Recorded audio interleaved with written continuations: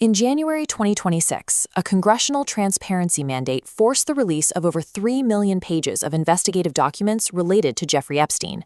Overnight, a sprawling network of illicit compromises involving top Western political, financial, and military elites was exposed to the public.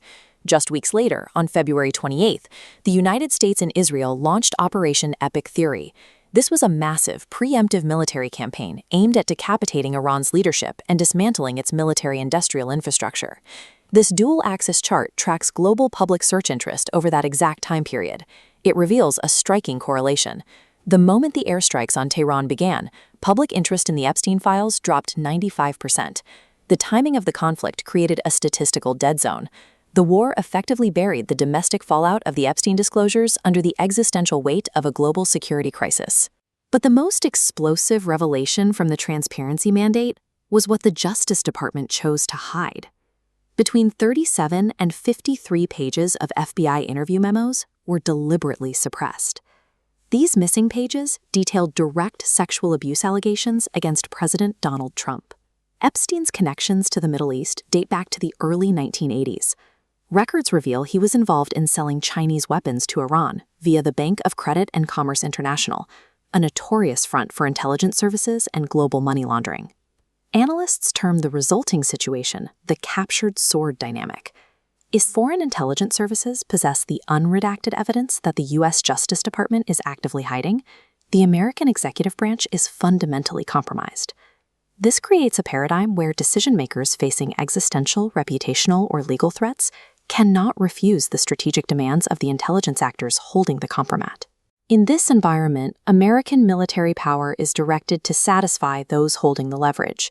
The deployment of advanced interceptors and stealth bombers translated into immediate stock surges for major defense contractors.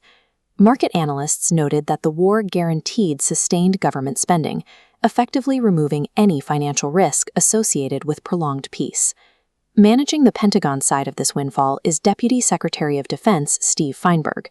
Feinberg co-founded Cerberus Capital Management, a $65 billion private equity empire that appears in 360 Epstein-related files. These documents include whistleblower allegations of massive fraud and money laundering schemes facilitated through Cerberus. Despite these records, Feinberg exercises direct oversight over the Golden Dome, a $151 billion initiative to build a layered missile defense shield.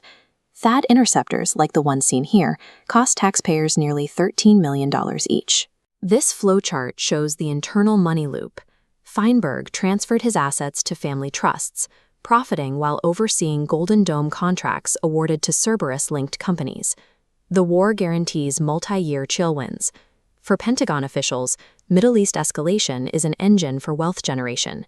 While the Pentagon manages the military contracts, the diplomatic corps manages the real estate.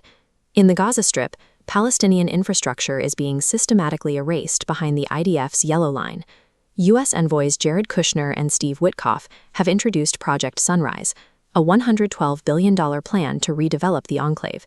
The proposal envisions bulldozing the remnants of refugee camps to construct a Mediterranean Riviera featuring luxury beachside resorts and AI data centers.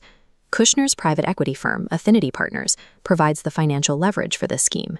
The firm manages over $6 billion, 99% of which originates from Gulf state sovereign wealth funds. This map shows how Kushner deploys that Gulf capital. He funnels it into Israeli financial groups that are major stakeholders in companies operating within the illegal settlements of the West Bank and Gaza.